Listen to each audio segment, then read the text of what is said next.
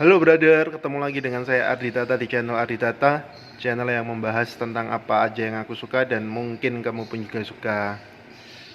Kali ini saya mau berbagi tentang hobi saya yang lain selain memancing dan memelihara merpati hias, yaitu memelihara ikan, khususnya ikan-ikan predator.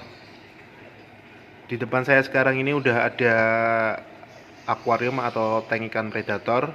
Akuarium ini punya panjang 120 cm, terus lebar ke belakangnya 60 cm, tingginya 55 cm.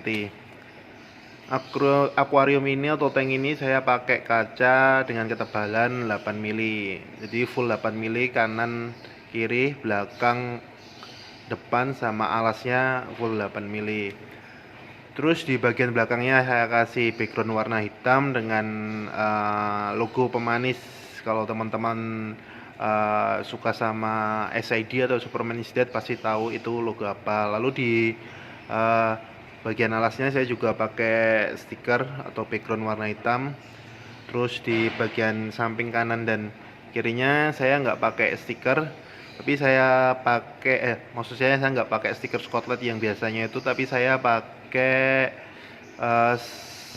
stiker kaca film buat mobil dengan tingkat kegelapannya 60%. Lalu di dalam akuarium ini atau tank ini ada beberapa jenis ikan predator. Yang pertama ada jenis Oscar.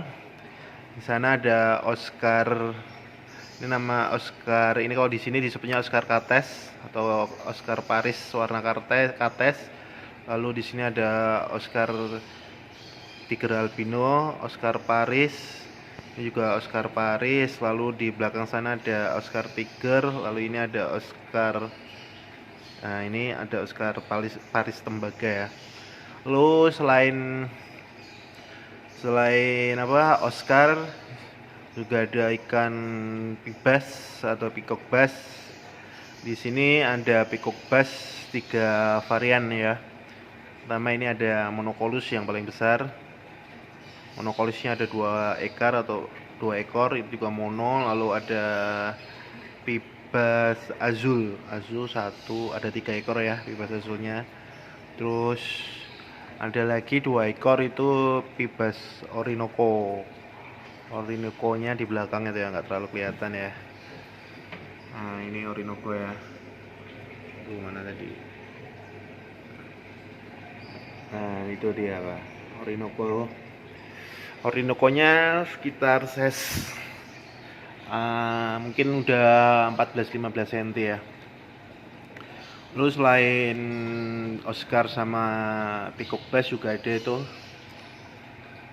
red parrot, ukurannya udah sekitar 3 hampir 4 jarinan. Lalu buat ini ikan bersih-bersihnya saya pakai ikan tawes. Nah ini ikan yang paling rakus, memakan segala macam. Terus kita lanjut ke, oh ya ini saya di bagian filtrasinya, di pompanya saya pakai powerhead Resun, powernya 2000 liter per jam. Lalu di bagian filtrasi saya pakai top filter dengan sistem wet and dry. Jadi kapasnya atau filter mekaniknya terpisah dengan filter biologisnya. Filter mekaniknya saya cuma pakai kapas putih aja 1 lembar. Lalu di filter biologisnya, di chamber pertama saya pakai biobol, chamber kedua juga biobol, chamber ketiga juga masih biobol. Jadi di top filternya saya pakai full biobol ya, dari chamber 1 sampai chamber 3. Lalu di chamber terakhirnya ini kosong. Dulu saya pernah pakai lampu UV, makanya ini chamber terakhir ini saya tutupin pakai lakban biar sinar dari pancaran sinar UV-nya itu nggak ngerusak mata kita ya. Lalu di bagian bawahnya saya pakai ini ya, memanfaatkan aerator AC/DC saya untuk pakai Amara ya, aerator AC/DC nya. Jadi saya manfaatkan selain aeratornya itu fungsinya atau manfaatnya sebagai aerasi atau penambah oksigen, kandungan oksigen di dalam air. Jadi saya juga manfaatkan itu untuk tambahan media biologis di dalam akuarium. Oke, saya pakai Kaunas Kewan ya. Itu botolnya atau tabungnya saya buatin dari botol minuman ringan bekas. Nah, penampakannya seperti ini. Nah, jadi aerator AC DC-nya selain buat aerasi air, menambah oksigen, lalu buat jaga-jaga ketika terjadi pemadaman listrik atau mati lampu, juga bisa kita manfaatkan sebagai media filter biologis tambahan.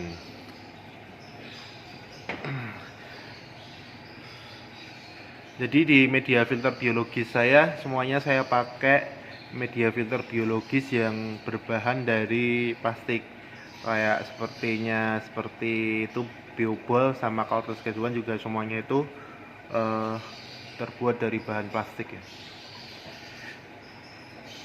Kenapa sih saya pakai media filter biologisnya menggunakan media filter yang terbuat atau berbahan dari plastik? Oh ya, sebelumnya kita lihat ini ya, walaupun kita nggak pakai media filternya yang terbuat dari bebatuan, tapi hasilnya bisa kita lihat bersama ya. Airnya cukup bening. Ini sebenarnya lebih bening lagi ya daripada yang tampak di kamera. Nah, airnya pun cukup sehat. Saya kuras setiap hari sini. Ini biasanya saya kuras setiap hari sekitar ya satu ember kurang lebih 10 literan itu saya kuras itu satu ember. Terus saya ganti air lagi, saya masukin satu ember setiap hari. Terus pengurasan yang lebih banyak lagi biasanya saya lakukan seminggu sekali saya kuras itu 50% ya. Saya kuras 50%, lalu saya tambahkan air lagi 50%, terus saya tambahkan garam ikan buat ukuran tank seukuran seperti ini ya, 120 kali 60 kali 55. Saya biasanya tambahkan 3 sendok makan garam ikan. Nah, itu kenapa atau mengapa alasan saya menggunakan media filter biologis yang terbuat dari plastik. Pertama, karena alasannya saya sering menggunakan garam ikan. Jadi garam ikan itu saya gunakan minimal seminggu sekali setiap saya melakukan water change atau pergantian air. Lalu ketika perawatan ikan sakit, misalnya terkena white spot, saya juga sering menggunakan garam ikan. Menurut referensi yang saya baca, media filter yang mudah terkikis atau berbahan yang tidak terlalu solid seperti misalnya bioring, terus karang jahe, terus batu apung dan sebagainya, itu jika terkena aliran arus air seperti yang di atas ini ya, di top filter chamber ini kan ada ini arus air ya, atau aliran air ya. Aliran itu nanti lama-lama bisa terkikis oleh aliran air, dan apabila air kita itu sudah tercampur dengan garam ikan, maka korosinya itu lebih bisa berlangsung lebih cepat. Saya pernah punya pengalaman dulu, saya di sini tuh pakai karang jahe di chamber kedua, terus di chamber ketiga ini saya pakai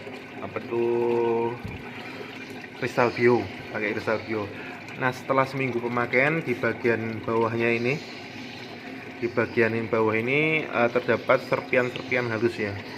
Di chambernya karang jahe juga, di chambernya kristal bio juga sama, di bagian bawah ini terdapat serpian-serpian halus, dan itu tidak menutup kemungkinan serpian-serpian halus itu terbawa arus air lalu masuk ke dalam akuarium atau tank kita. Nah, yang jadi persoalan, serpian-serpian halus itu ketika tercampur di dalam akuarium atau di dalam tank kita itu bisa berbahaya atau menyebabkan efek buruk kepada si ikan itu sendiri atau enggak ya. Nah, kalau tampak visualnya terlihat sedikit keruh ya. Tapi itu sedikit keruhnya ya cuma cuma beberapa saat saja, mungkin 1 jam 2 jam. Nanti ketika mungkin udah masuk ke pompa lagi dan tersaring ke kapas atau di filter mekaniknya itu nanti air akuariumnya terlihat jernih lagi. Tapi kan yang menjadi pertanyaan, ketika serpian halus itu atau serpian-serpian dari misalnya yang dulu saya pakai berdasarkan pengalaman saya itu kristal bio dan karangjae itu ketika masuk ke dalam tank atau ke dalam akuarium itu berbahaya, akuarium kita itu berbahaya enggak sih buat si ikan. Nah, itu yang menjadi yang masih menjadi pertanyaan saya ya.